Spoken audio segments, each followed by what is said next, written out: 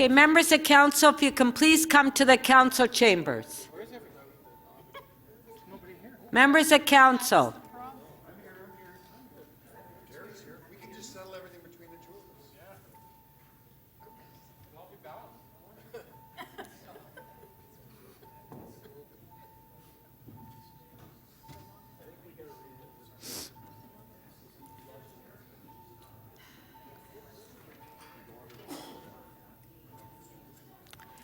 If I can please have members of council come to the council chambers.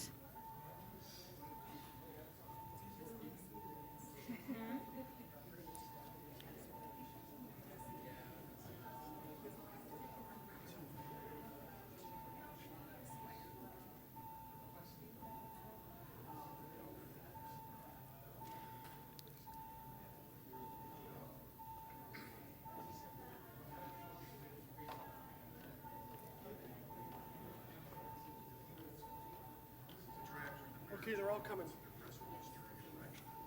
I got to do the photo without the mayor. They're coming right now.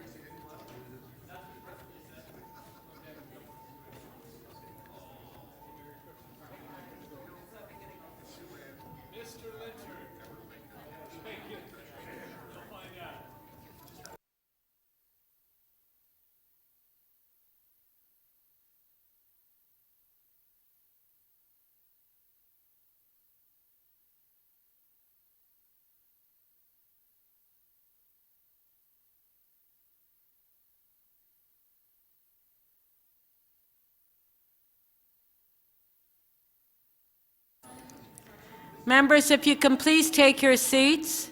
I feel like I'm doing the warm-up for my in-laws.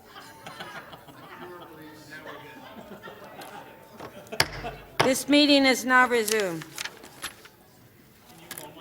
Members, the clerk has distributed a list of remaining items before us. I propose that we go through the list in order. Councillor Pasternak.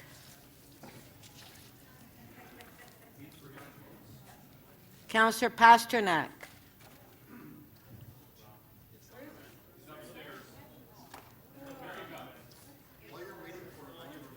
Okay, Councillor Perks. Thank you, Speaker. Members, you will have on your desks advanced circulation CC 13.10. It's a development application settlement motion, so I'll just move that. Okay. CC 13.10, Councillor Perks, and you have the advanced circulation of his motion. Recorded vote. There's a good story here.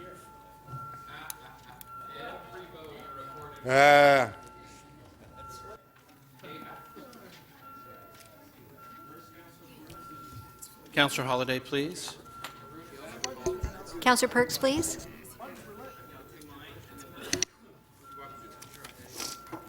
Councillor McKelvey, please.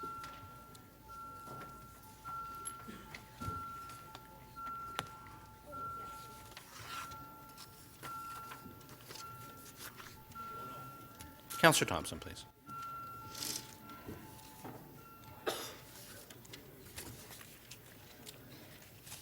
The amendment is adopted unanimously, 19 in favor. Item is amended. All in favor? Carried. Councillor Pasternak, CC 13.5. Thank you, Madam Speaker. There's a motion amendment to the confidential attachment as well as non-confidential amendments. I would move those and a recorded vote on the item as amended. Okay, on the amendment, all in favor? Carried. Item is amended. Recorded vote.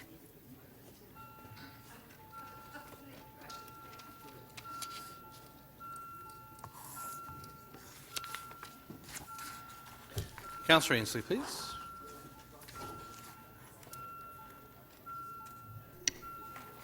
Councillor Perks, please.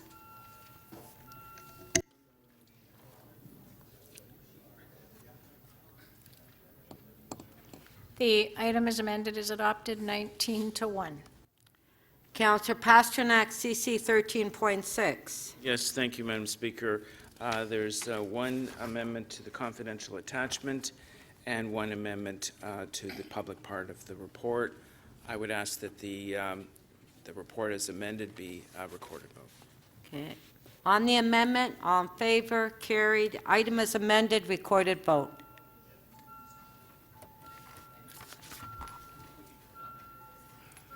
Councillor Layton, please.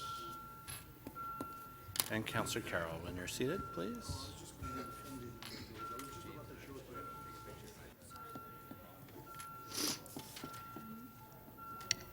Councillor Perruzza, please. Councillor Filion, when you're seated, thank you.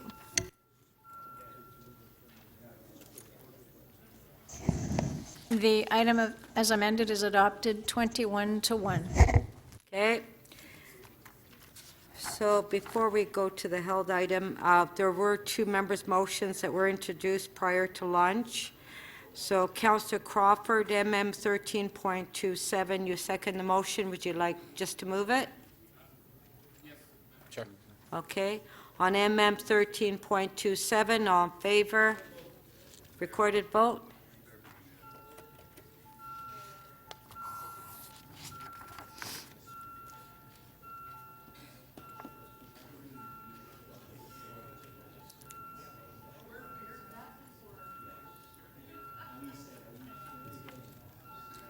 Councillor Filion. Councillor Mallow, please. And Councillor Layton. Councillor Perruzza, your vote, please.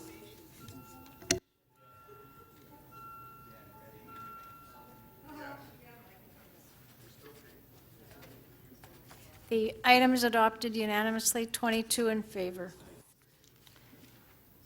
MM 13.28, Mayor Tory, did you want to move that, your motion?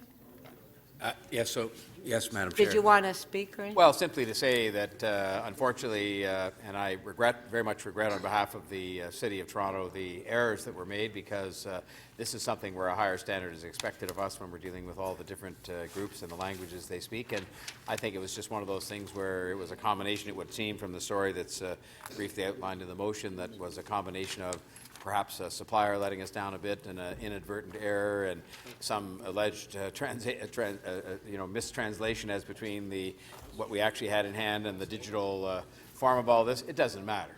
All we're doing here is saying that we're going to do better, that we're going to issue a formal apology, as I will do, I'll call it informally here, standing in the council chamber, to the communities affected, because they should expect better from us, and to pledge to them that we will do better as a result of the work that is contemplated by this motion. Okay, thank you. On the motion, all in favor? Carried. Our last item, MM 13.15. Councillor Perruzza, you held the item down, improving the relief programs for property tax, water, and solid waste. Okay, did you have questions to staff? No. No, okay. Does anybody? Oh, Councillor Perks, you have questions to staff. Yes, wish I had this in hand. My understanding is that the effect of this is to change, I don't even know who to ask, maybe to the CFO. So the effect, if council goes down this road, currently we give property tax relief and water rate relief to low-income seniors and people on disability, and that's it. The effect of this would allow that to be passed on where someone who co-owns the house, say a child or some other person, and isn't below that income level, would have the same relief extended to them. Is that the effect? Through the Speaker, my understanding was the threshold the income test or the threshold for who would qualify was what was proposed to being changed.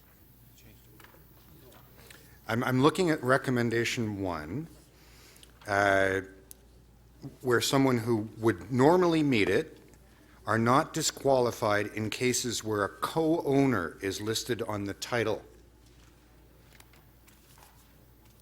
Doesn't that have the effect of I'm someone who's well above the low income threshold, I'm co-owner of the property, and I have my property taxes deferred because I have someone living with me who is below the threshold? Is that not the change that this is asking us to investigate here?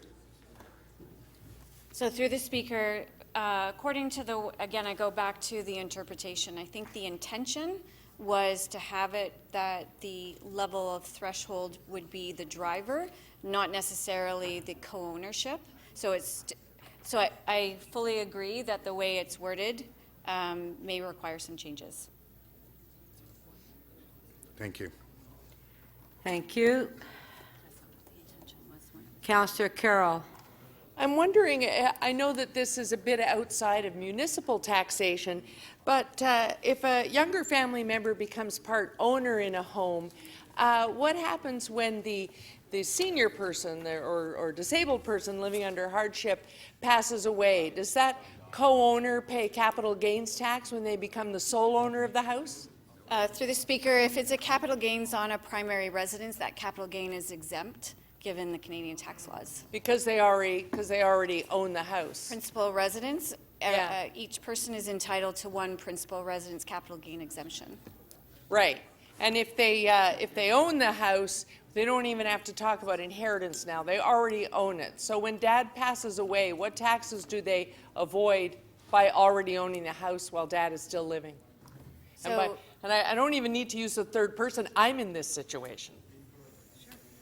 So through the speaker, again, with Canadian income tax, the principal residence is protected from any taxable tools.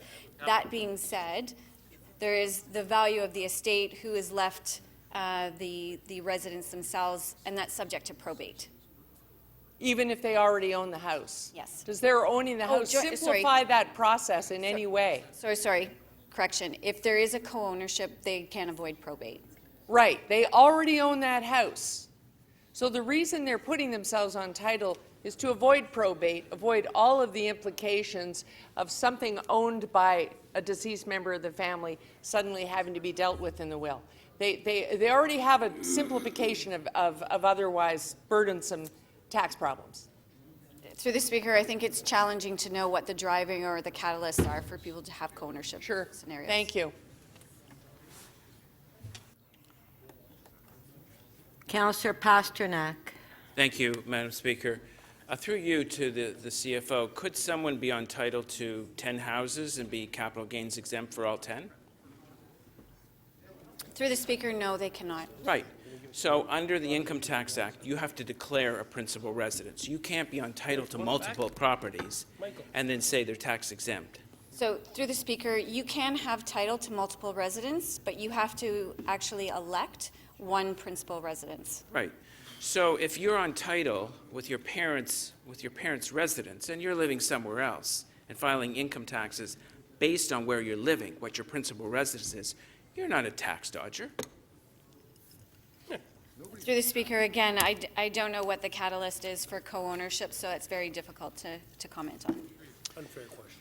Would it be fair to say that a son or daughter on title to their parents' house would help for succession, but it would not be a tax dodge? Through the speaker, again, I'm not going to comment on what the motivation is for a co-ownership relationship. All right. Would you say, in your best knowledge, that many eligible people for our tax relief program are disqualified because of a technicality of who's on title? Through the speaker, I don't have the list of the eligibility applications that are declined with me, but I'm happy to get back to you with those stats. Well, that's what we're bringing here today, to send you back and give us some advice on next best steps. Thank you. Sorry, Madam Chair. Deputy Mayor Minnan-Wong. I have a conflict on this item. Pardon? I have a conflict on this item. I'm of what this motion speaks. So you have to fill in the form. What's So your, I'm just declaring a conflict. I'll fill out the form. what's the nature? The nature is that I have an interest in a property that is described in this motion. Which, there is no I property. stand to benefit by the decision that's being made by this council, so I'm declaring a conflict. It's his discretion. Here's the form. Thanks. I think you might too, Shelley, but that's your business. But are your parents home But, hold on. low income? Like, do they, or it might have implications, because I would be in that category May, too. it depends. I'm just. Councillor Madam Speaker? Councillor Carroll, Madam yes. Speaker, under the same rules of conflict of interest is 99% perception. Well, I probably wouldn't have supported this motion. I am in the similar situation that Councillor Minnan-Wong describes, and so I'll declare a conflict as well.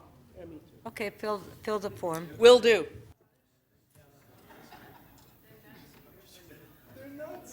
Okay, what's going on here? Come on, ma'am. Madam Speaker, if Councillor Wong Tam. Yes, thank you very much, Madam Speaker. And I guess in the abundance of caution, considering the actions of my colleagues, I would also be in a very similar position because I co-own a property with my parents who could end up qualifying for a tax rebate or deferral if this goes ahead. Thank you.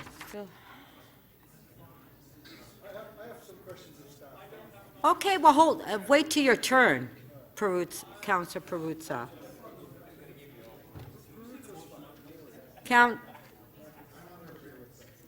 Councillor Holiday, Thank you. like, why don't we just defer this item? Well, I'll ask the questions to help me Like, consider because my this vote is, on I this. think this is getting a little bizarre. Have we got any complaints that have been made before the city about this particular issue? Do we know? Has this come up before in the past? How long has the policy been in place? Well, I don't know. To the Speaker, I'm sorry, I don't know that, but I'm happy to look into it. Okay, so what? Okay. Councillor, this is for a report request. So if somebody wants to defer the report request rather than us, because this is getting a little bizarre here.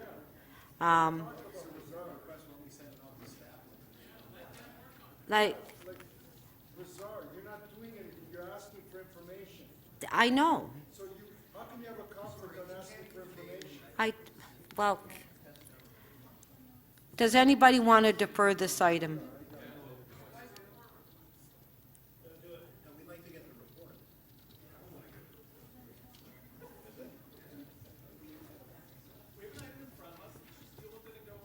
Okay, are we going to still ask questions?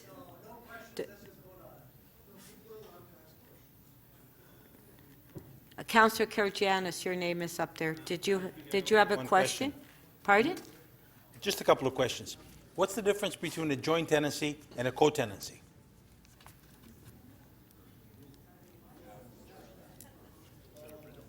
No? It's an honest question.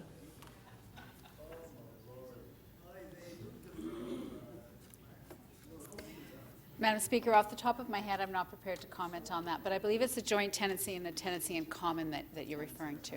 Right, if you're a joint tenant on title, if one passes away, then you get it, you inherit it, if I'm not mistaken, and you don't have to pay any taxes. There is a distinction when it comes to inheritance between tenancy in common and joint tenancy. That is But true. shouldn't that be That also is true. something that it would affect this report? Joint tenancy, a common tenancy? I don't believe this report distinguishes. But Between when the you two, come back for the Madam report, Speaker. shouldn't that be taken into consideration? We're certainly prepared to provide advice upon that when it comes back. Okay, thank you. yes. Wow. Councillor Perruzza. Yeah, I just want to, so currently, a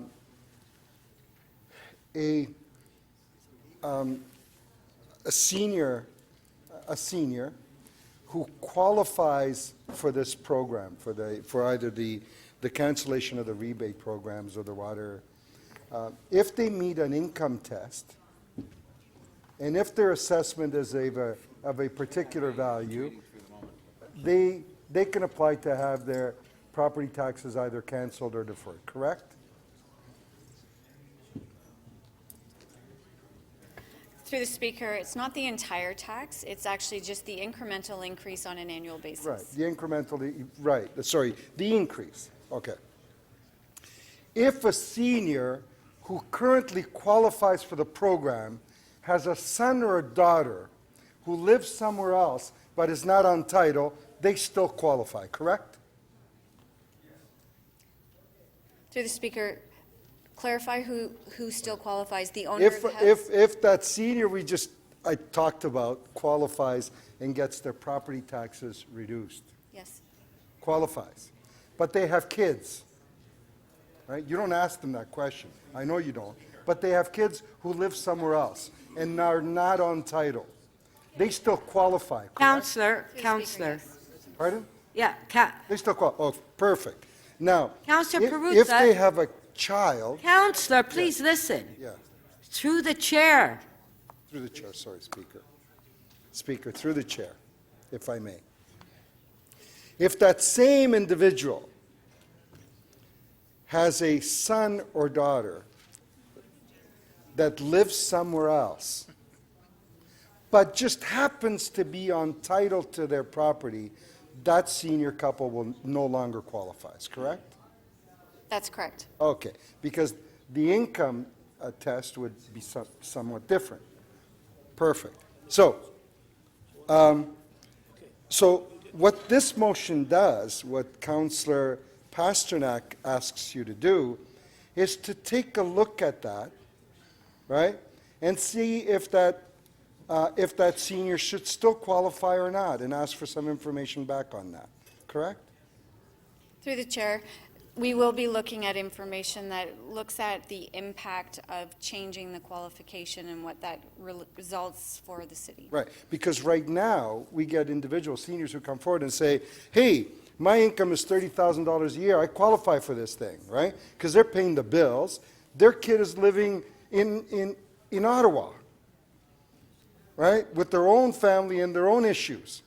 But they just happen to be on title because they got on titles, because, the folks decided that, you know what, if I die tomorrow, I take a trip, I don't want, my property to just disappear. I want them to have it. And then to sell it and pay land transfer tax on it, right? So in that situation, when we get those folks to come forward and say, hey, how come I don't qualify? Oh, it's because you have your son or your daughter on title, but they're living in Ottawa. Councillor Perruzza. So, Speaker, through you. No, but the motion is asking for a report. A report back on looking at that issue.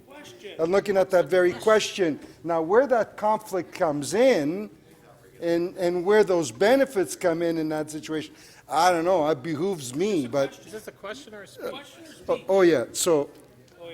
Well, that was the question. You're going to look at that. Okay, and report Councillor back. Perruzza. Thank you. Now, Yeah. like, I think, this is the last item, and that...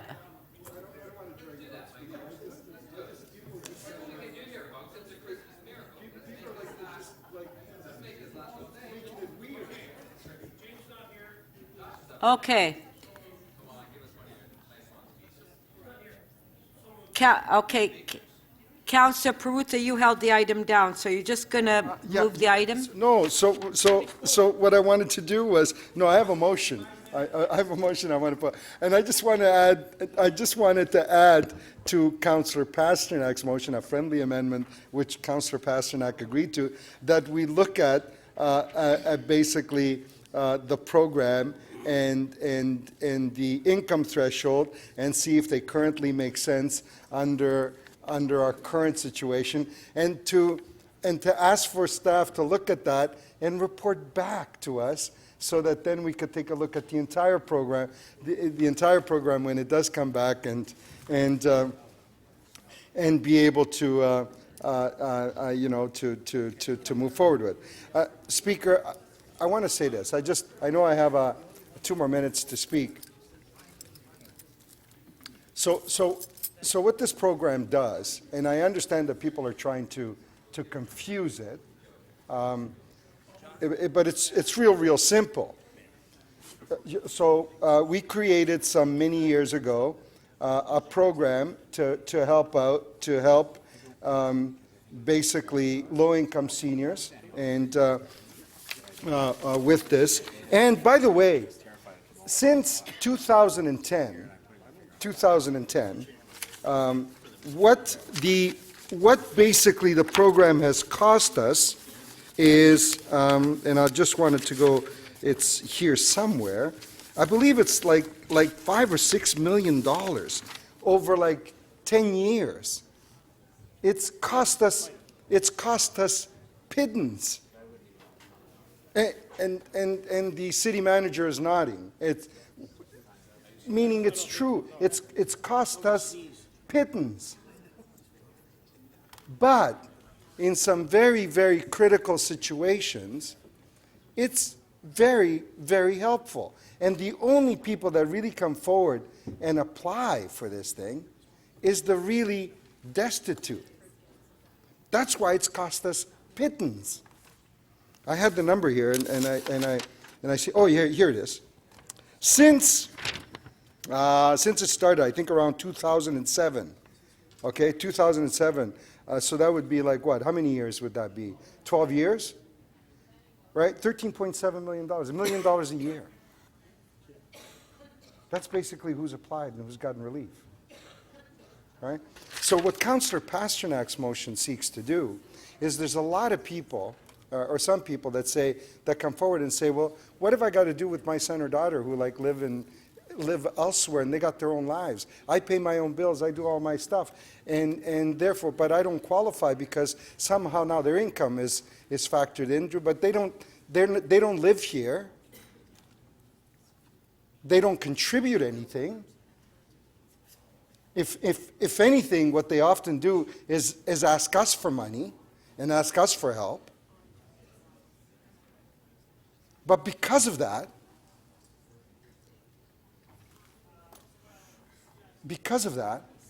we don't qualify for this program like everyone else.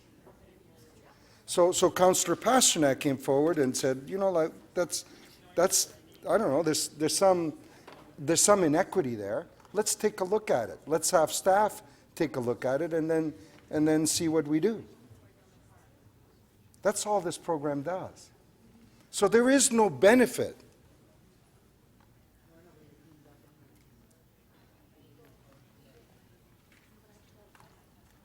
to the kids. Okay, good. Gary, go. Got the minute on the table. Councillor Pasternak. Thank You're you. just asking for a report, Councillor Pasternak. Well, I wasn't the one who created Yeah. the fuss. Councillor Perks, Councillor Carroll, they all think it's a tax dodge. It's shameful. Either we speak up for seniors, we speak up for housing, we want aging in place. Where are all the voices now who supported the Toronto Senior Strategy? Where are all those voices now who supported our housing strategy? Where are all those voices where we want aging in place for seniors? We're here. Where's the poverty reduction voices?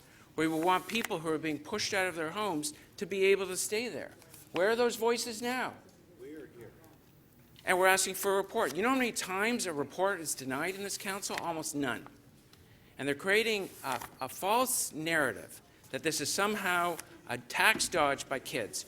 You can't have declare principal residence on numerous residences. If you're entitled to 10 residences, you can only declare one as your principal residence under the Income Tax Act, and that will be the one that is capital gains exempt. You can't go putting your name on multiple properties and claim a capital exemption. That's a mythology. The people who come for this program, as Councillor Perruzza said, they are our most desperate. They are our most vulnerable. They don't have high pensions. They're on fixed incomes. They're barely getting by in a very expensive city. This is a very worthwhile program that's minimal cost to the City of Toronto. It helps people stay in their homes. It helps people live a life of dignity towards the end. And they shouldn't be penalized because a son or a daughter is on title. That provides no benefit to the son or daughter other than cleaner succession planning, but it does nothing to line their pockets. There's no tax evasion. There's no tax loopholes. This is something to help seniors. This aligns with our poverty reduction program. This aligns with our senior strategy. This aligns with our housing policy. And this is a report that we want information back on. I urge you to support it. Thank you very much. Councillor Cole. I'll just be very brief. I support Councillor Pasternak's request for a report.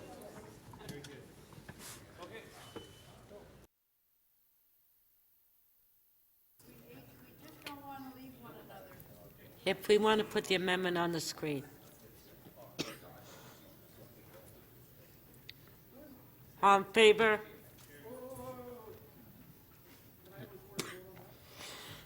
Recorded vote.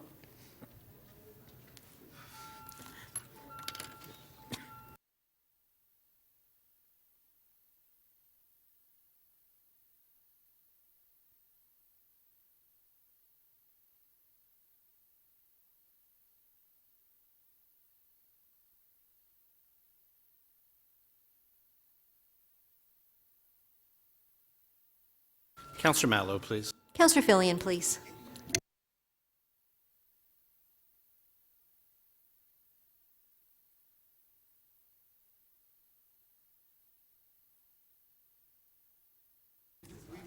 The motion carries 20 to 1. Item as amended, all in favor? Recorded.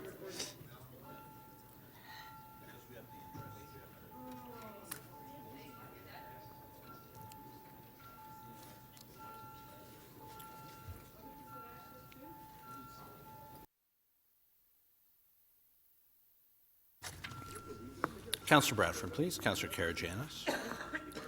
Councillor Fletcher and Councillor Bailao, please. Councillor Crawford and Councillor Perruzza, please.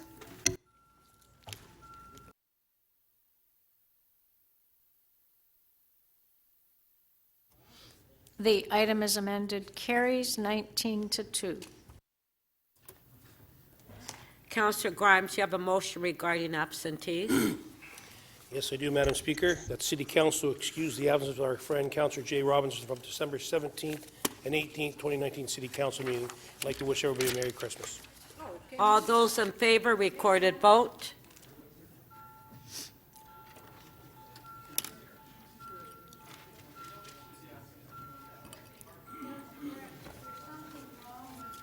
Councillor Layton, please.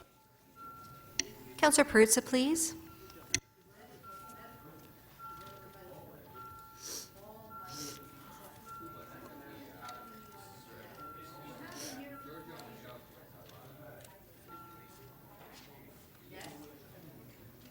The motion to excuse the absence of Councillor Robinson carries unanimously, 23 in favor. Councillor Ainsley. Members, before I ask for motion to enact the general bills, may I have a motion regarding the consideration of submissions on zoning bylaw and official plan amendments? Councillor Ainsley. The committee and council considered submissions and making a decision on zoning bylaw and official plan amendments. All in favor? Carried. Councillor Ford, you have a motion to introduce certain bills? I do, Madam Speaker, that leave be granted to introduce Bill 1710 to 1763. Shall leave be granted to introduce these bills? Recorded vote. Councillor Layton, Councillor Ainsley, please. Thank you. Councillor Fletcher. Councillor Perruzza, Councillor Crawford, Councillor Carroll, please. Councillor Fletcher, please.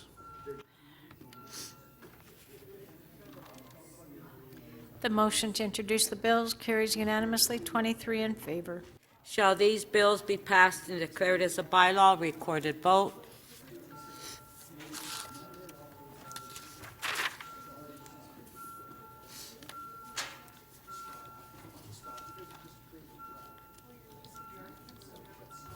Councillor Layton and Councillor Karygiannis, please. Counselor Filion, please. Counselor Pasternak. Thank you.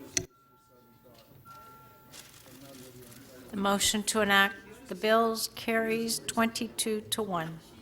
Counselor Perks, you have a motion to introduce the confirming bill. Yes, Speaker, I move that leave be granted to introduce a bill to confirm to the point of the introduction of this motion the proceedings of City Council Meeting 13 on December 17, 2019. Shall leave be granted to introduce this bill? Recorded vote. Councillor Layton, Councillor Cressy, Councillor Mallow, and Councillor Bradford, please. Counselor Pasternak. Counselor Perruzza, please.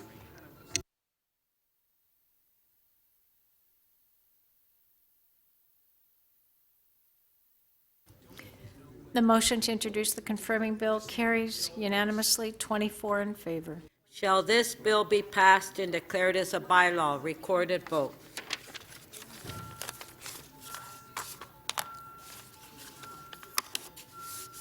Councillor Holliday, Councillor Mallow, Councillor Karygiannis. Counselor Pasternak. Counselor Perruzza, please. Thank you. Deputy Mayor Minnan Wong, please. The motion to enact the confirming bill carries unanimously, 24 in favor. Okay, so I want to thank staff, members of council. Merry Christmas. See you next year. God bless everyone.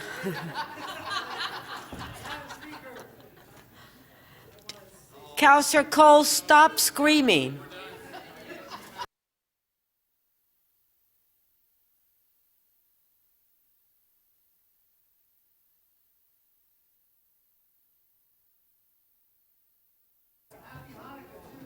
Happy Hanukkah.